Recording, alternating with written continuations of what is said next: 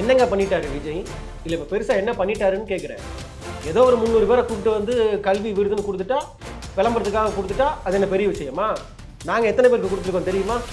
ஒரு மாவட்டத்துக்கு 5000 பேர் கணக்கு போட்டு பாருங்க, இந்த கூட்டி கழிச்சு பாரு, கணக்கு சரியாக வருங்கிற மாதிரி 68 மாவட்டம், ஒரு மாவட்டத்துக்கு 5000 பேர், 3 லட்சம் பேருக்கு நாங்கள் விருது கொடுத்துருக்குறோம்.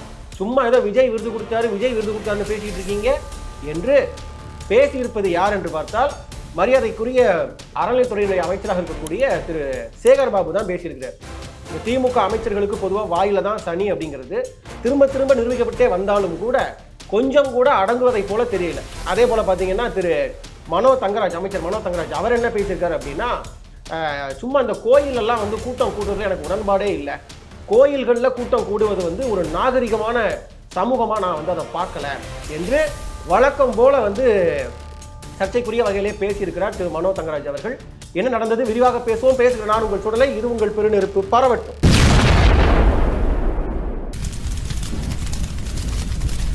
நேற்றைய தினம் வந்து ஒரு பத்திரிகையாளர் சந்திப்புல மரியாதைக்குரிய இந்து சமய அறநிலையத்துறையுடைய அமைச்சராக இருக்கக்கூடிய திரு சேகர் பாபு அவர்கள் வந்து பேசியிருக்காரு. என்ன பேசியிருக்காரு அப்படின்னா, அந்த பத்திரிகையாளர் கேள்வி கேட்கிறாங்க, இது போல வந்து விஜய் வந்து கல்வி விருதுன்னு கொடுத்துருக்கிறாரு, அதை பத்தி என்ன நினைக்கிறீங்க அப்படின்னு கேட்கும்போது உடனே கோவப்பட்டு அமைச்சர் சேகர் பாபு தான் சொல்லியிருக்கிறாரு, நாங்க எவ்வளவு பேருக்கு கொடுத்துருக்கோம் தெரியுமா?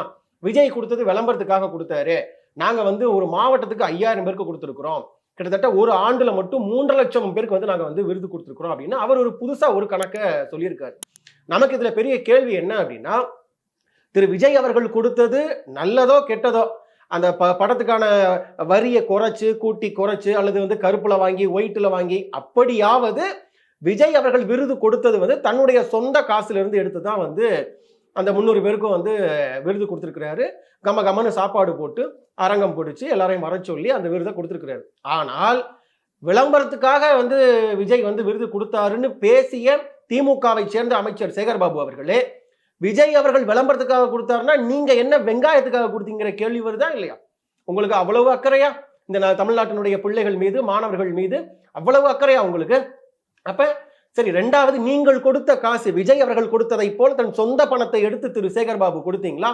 அல்லது திரு மு.க. ஸ்டாலின் அவர்கள் அவருடைய முன்னோர்கள் எல்லாம் ஆந்திராவில் ஓங்கோல்ல இருந்து வந்து நாதஸ்வரத்தை கொண்டு வந்து தமிழ்நாட்டில் ஊன்னு ஊதி ஊதி சம்பாதிச்ச காசை எடுத்து வந்து நீங்க வந்து விருது கொடுத்தீங்களா?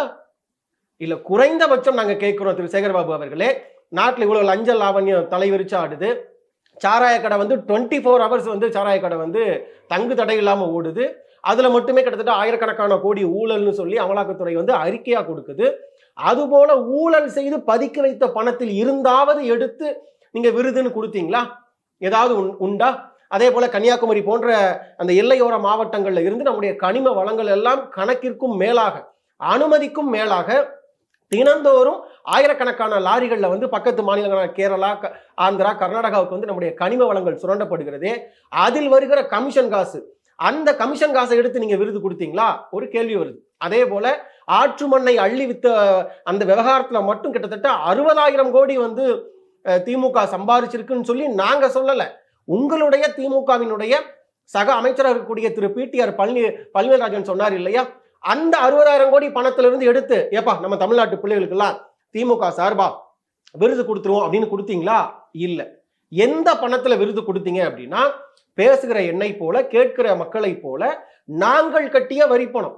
ஒவ்வொரு ஆண்டும் சாலை வரி, நீர் வரி, நிலவரி, குடிநீர் வரி, வீட்டு வரி, ஜிஎஸ்டி வரி, கலால் வரி, இப்படி பொதுமக்கள் கட்டக்கூடிய வரி பணத்துல அந்த வரி பணத்தை எடுத்து அதுல ஒரு பங்கை எடுத்து நீங்கள் வந்து விருதை கொடுத்துட்டு ஏதோ வந்து உங்க சொந்த காசையே எடுத்து கொடுத்ததை போல பேசி இருப்பது முதல்ல வந்து அது ஏற்புடையதான்னு கேட்டா ஏற்புடையது அல்ல.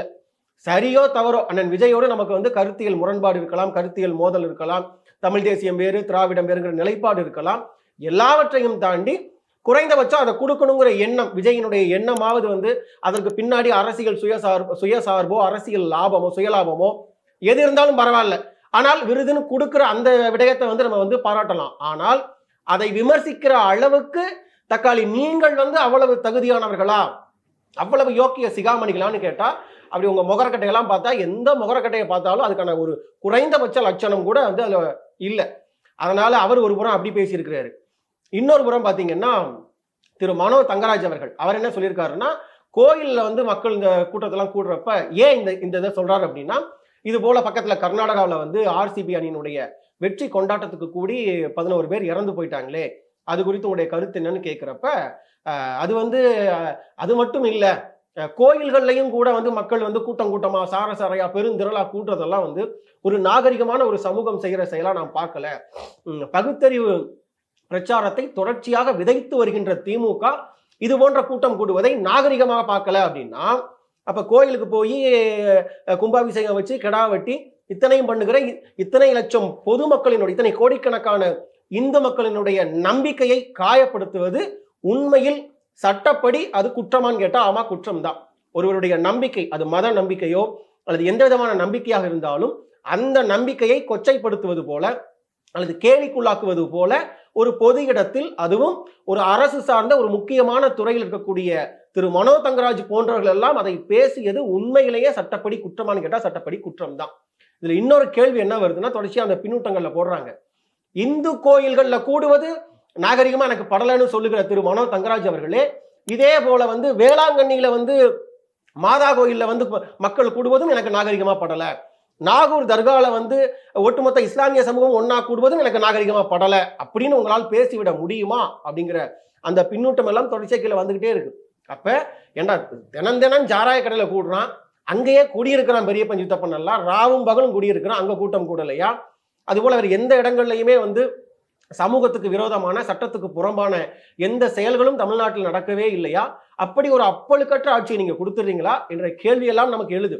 அப்ப இந்த விருது வழங்கும் விழாவை சேகர்பாபு சொன்னதை போல நாட்டுல தமிழ்நாட்டு அரசு பள்ளிக்கூடங்கள் தரமான பள்ளிக்கூடங்களாக இருக்கான்னு கேட்டா இல்ல. எல்லா அரசு பள்ளிக்கூடங்களிலும் கழிவறை வசதி முறையா இருக்கான்னு கேட்டா இல்ல. சுற்றுச்சூழல் வசதியோ அல்லது அரசு சார்ந்த பள்ளி கல்லூரி நிறுவனங்களின் கட்டிடங்கள் தரமானதா இருக்கான்னு கேட்டா இல்ல. தினம் செய்தி வருது, இன்று வந்து இந்த மாவட்டத்தில் இந்த அரசு பள்ளியில் மேற்கூரை இடிந்து விழுந்தது, 2 மாணவர்கள் காயம், 3 மாணவர்கள் காயம், நல்ல வேளை பள்ளிக்கூடம் பூட்டப்பட்டிருந்ததால் பெரும் விபத்து தவிர்க்கப்பட்டது அப்படிங்கிற செய்தி எல்லாம் தொடர்ச்சியா வந்துகிட்டே இருக்கு. அப்ப ஒரு அரசு சார்ந்த கட்டிடங்களை உங்களால முறையா பராமரிக்க முடியல, கழிவறை வசதி செய்து தர முடியல, இப்படி எதுவுமே செய்து தராமல் அதே போல அரசு பள்ளிக்கூடத்துல சேரக்கூடிய மாணவர்களின் எண்ணிக்கை நாளொரு மேனியும் எண்ணிக்கை குறைஞ்சிக்கிட்டே வருது. தனியார் பள்ளிக்கூடங்களுடைய எண்ணிக்கை அதிகமாகிக்கிட்டே வருது. அப்ப இது போல உங்களுடைய நிர்வாகத்துல இவ்வளவு ஓட்டைகளை வைத்துக்கொண்டு, இவ்வளவு சிக்கல்களை வைத்துக்கொண்டு, நாங்களும் விருது கொடுத்தோம் தெரியுமா உங்களுக்குன்னு எங்க ஊர்ல பழமொழி சொல்லுவாங்க, ஏன் பொண்டாட்டியும் மாவிடிக்க போனாங்கிற கதையா அப்படிங்கிற மாதிரி நீங்களும் விருது கொடுத்தீங்கிறது பெருமைக்குரியது அல்ல. மாறாக நம்முடைய அண்ணன் செந்தமிழன் சீமான் சொல்வதை போல நாம் தமிழர் கட்சியின் ஆட்சி அமைந்தால், அரசு அமைந்தால், அதை இன்னைக்கு நேற்று சொல்லல, 2016 செயற்பாட்டு வரைவிலே அண்ணன் சீமான் அவர்கள் சொல்லி இருப்பாரு, அப்படி ஒரு நாம் தமிழர் அரசு அமைந்தால் உலகத்திலேயே சிறந்த கல்வி எங்க கிடைக்கும் அப்படின்னா, அது இந்தியான்னு ஒரு நாடு இருக்கு, அங்க தமிழ்நாடுன்னு ஒரு மாநிலம் இருக்கு, அங்க நாம் தமிழர் கட்சின்னு ஒரு கட்சி ஆட்சி நடக்குது, அங்க செந்தமிழன் சீமான்னு ஒருத்தர் முதலமைச்சரா இருக்கிறான், அவருடைய நிர்வாகத்தில் இருக்கக்கூடிய தமிழ்நாடு அரசு சார்ந்த கல்வி நிறுவனங்கள்ல தான் உலகத்திலேயே மிகச்சிறந்த கல்வி கிடைக்கும்னு சொல்லி உலகளாவிய மன்றங்கள் எல்லாம் கூப்பிட்டு விருது கொடுக்கின்ற அளவிற்கு ஒரு நிர்வாகத்தை கொடுப்பதுதான் வந்து ஒரு அரசினுடைய வேலையா இருக்கணுமே ஒழிய நாங்களும் தானே கொடுத்தோம் அப்படிங்கிறது உண்மையில் அது பெருமைக்குரிய நிகழ்வு அல்ல. அதனால இனி வருகின்ற காலங்களில் இன்னும் எப்படி பார்த்தாலும் 10 மாசம் தான் இருக்க போகுது. இந்த 10 மாசத்துல திமுக ஆட்சி கட்டாயம் மாறப்போகுது. இனி மறைந்து போன ஐயா கருணாநிதியே எந்திரிச்சு வந்தாலும் இனி ஒரு முறை திமுக ஆட்சிக்கு வரப்போறது இல்லை. அது நாளொரு மேனியும் பொழுதொரு வண்ணமும் அங்கங்க நடக்கக்கூடிய மக்கள் திரள் போராட்டங்கள், மக்களுடைய கோபங்கள், ஆதங்கங்கள் அதை அப்பட்டமாக பறைசாற்றி வருகிறது. அந்த வகையில் இந்த 4.5 வருஷ ஆட்சியை ஒழுங்காக கொடுக்காத திமுக இனி வருகிற காலத்திலேயாவது இது போல வாய் துடுக்கா வெட்டி சவால் விடுறது, நாங்கள்லாம் யார் தெரியுமாங்கிறது, என்னை அடுத்து தொடர்ச்சியா நாங்க தாங்கிறது, இந்த கண்ணு கட்டிய தூரம் வரைக்கும் எதிரிகளே இல்லை அப்படின்லாம் நான் சொல்ல மாட்டேன், எல்லாம் உங்க மேல ஒரு நம்பிக்கையில தான் சொல்றேன், 200க்கு 200 வெல்வோம்னு சொல்லுவது, இது போல வெட்டி ஜம்பங்கள், வீணா போன தண்டங்களை எல்லாம் ஒழித்து விட்டு தயவு செய்து இனி வருகின்ற காலங்களிலாவது ஏதாவது கொஞ்சம் வந்து நல்லது பண்ணணும்னு நினைப்பதுதான் திமுக ஆட்சி அடுத்த தேர்தலில் கட்டுத்தொகை வாங்குவதற்காவது அது உதவியாக இருக்கும்.